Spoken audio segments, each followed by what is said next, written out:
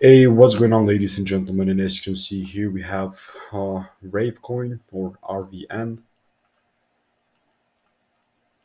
And as you can clearly see now on the daily chart, we tapped into some supply areas. As you can see, I was bullish from here. Turned out to be exactly bullish into that supply area. We broke through the highs.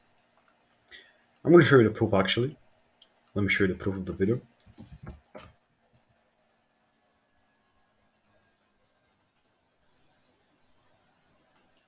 This is the video right here. This video was uploaded, as you can see, back on 13th of September.